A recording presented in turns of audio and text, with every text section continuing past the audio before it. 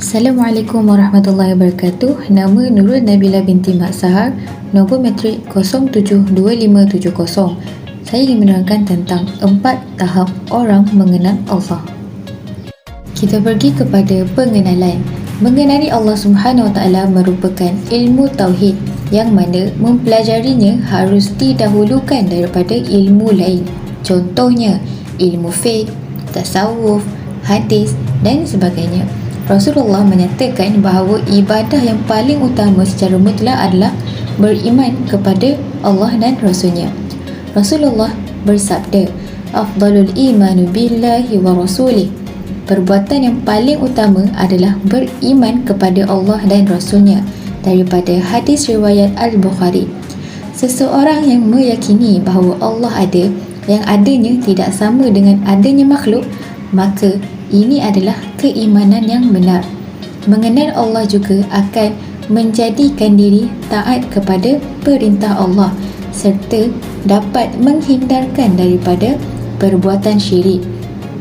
Maka itu adalah sangat penting dan wajib untuk mengenal siapakah Allah Subhanahu Wa Taala. Kemudian latar belakang video penceramah. Video ceramah Tuan Guru Ahmad Ridauddin berkenaan tajuk 4 tahap orang mengenal Allah, iaitu Makrifah. Beliau menggunakan kitab Baqaratul Amani li Irsyad Awam Ahlul Fatani. Rakaman video tersebut adalah secara langsung dari Masjid Jami' An-Najah, Padang Serai Kulim, Kedah pada 23 September 2020. Bilangan penonton YouTube telah mencecah seramai 14,121 orang.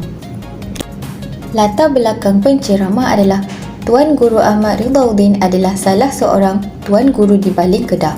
Beliau pernah berkhidmat sebagai guru Sijil Tinggi Agama Malaysia di Madrasah Manabiul Ulum selama beberapa tahun. Pada tahun 2005, beliau telah menubuhkan sebuah sekolah pondok iaitu Ma'had Ihya Ulumuddin di Mengkuang Tiki, Pulau Pinang.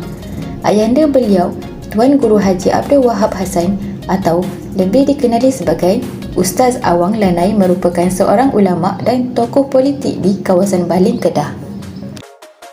Kemudian kita pergi kepada latar belakang pendidikan penceramah.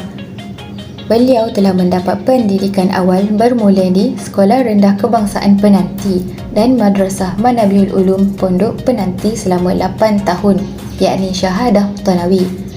Kemudian, beliau menyambung pelajaran di Pondok Guar Kepayang Pendang selama setahun.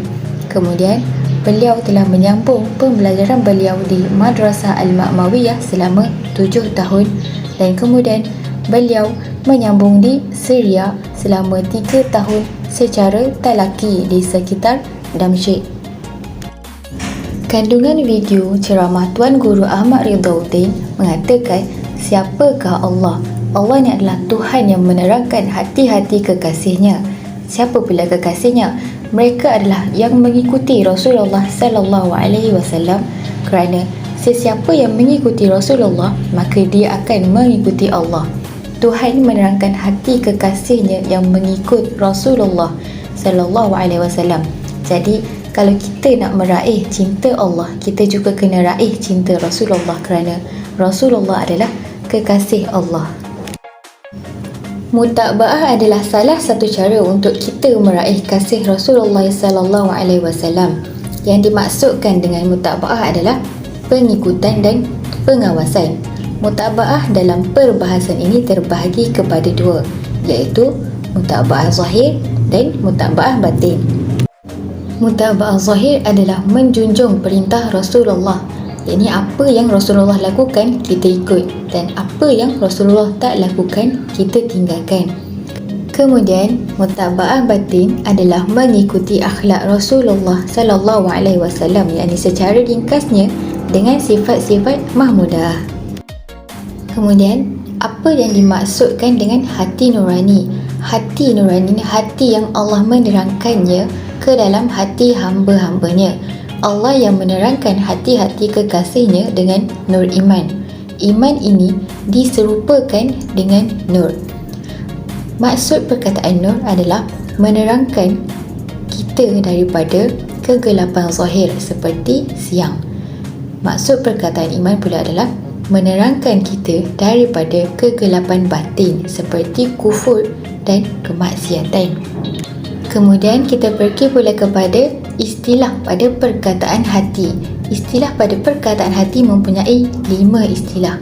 Yang pertama adalah hati yang sadrun, yakni hati yang lebih berkaitan dengan nur Islam.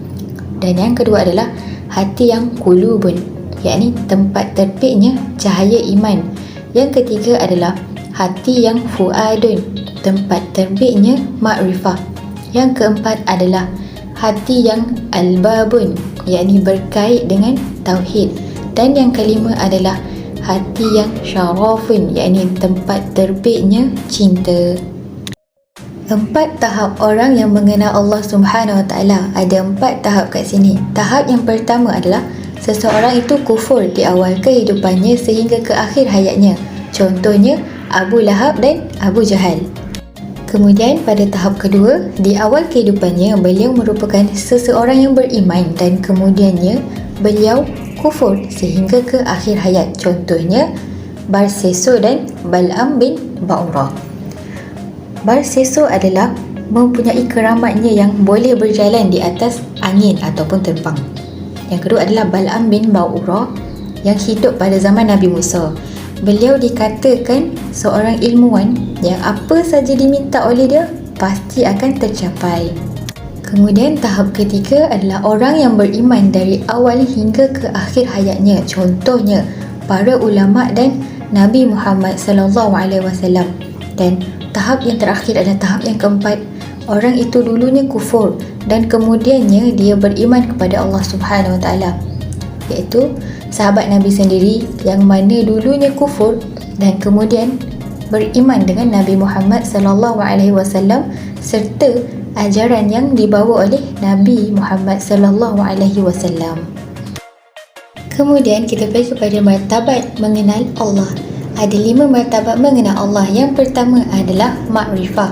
Seseorang itu beriman sepenuhnya kepada Allah dengan tahap keyakinannya adalah 100% percaya bahawa hanya Allah lah sahaja Tuhan sekalian alam. Dan yang kedua adalah syak. Syak adalah kafir pertengahan yang mana keyakinannya hanyalah 50% saja terhadap kewujudan Tuhan, manakala 50% lagi tidak percaya terhadap kewujudan Tuhan dan tidak mengiktiraf Allah sebagai Tuhan yang Maha Esa. Martabat yang ketiga adalah zon waham, iaitu lebih berat ataupun ringan terhadap kepercayaan sama ada Tuhan itu ada mahupun tiada.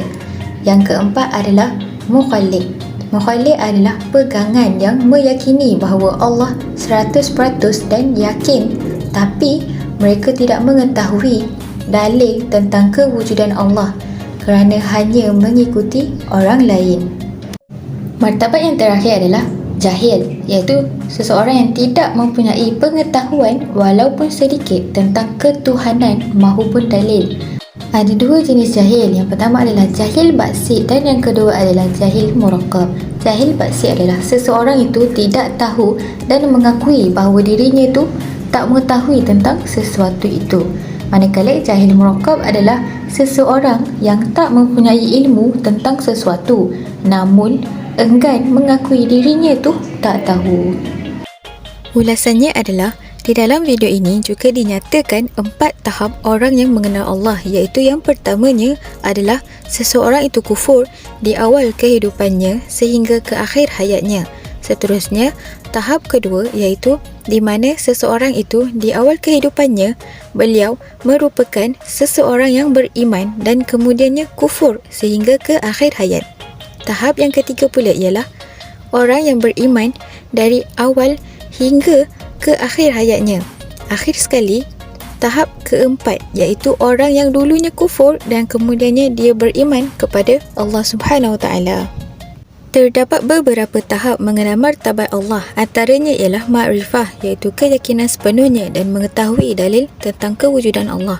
Seterusnya ialah syak dan zon waham. Syak adalah 50% sama ada percaya ataupun tidak. Sementara zon waham adalah keyakinan yang tidak teguh. Martabat yang menjadi khilaf di sisi ulama sama ada diiktiraf kafir atau beriman ialah mukhalid. sementara jahil ialah martabat yang diiktiraf sebagai kafir. Kesimpulannya, demikian adalah penjelasan tentang 4 tahap orang yang mengenal Allah, dan daripada ini kita dapat memperolehi bahawa mengenali Allah sebagai pencipta adalah fitrah kepada manusia. Walaupun kini terdapat ramai manusia yang berpegang dengan agama lain selain agama Islam, yakni selain Allah sebagai pencipta sekalian alam. Sesungguhnya mereka telah mendustai diri mereka sendiri, kerana apabila mereka dalam kesempitan, tidak ada sesiapa pun makhluk yang mampu untuk membantu mereka hanya kecuali Allah Subhanahu Wa Taala. Selain daripada itu, mentauhidkan Allah akan mengangkatkan darjat seseorang manusia itu, menanamkan dalam dirinya perasaan mulia, jiwa yang kaya dan sebagainya. Seterusnya, membersihkan hatinya daripada cenderung kepada kejahatan, hasad dengki dan keji. Akhirul kalam, semoga Allah senantiasa mengurniakan hidayah, taufik dan inayahnya kepada kita semua sehingga kita dikuatkan dalam memegang teguh ajaran ahli sunnah wal jamaah, dan semoga kita semua dipermudahkan dalam melaksanakan ajaran Islam dengan mudah.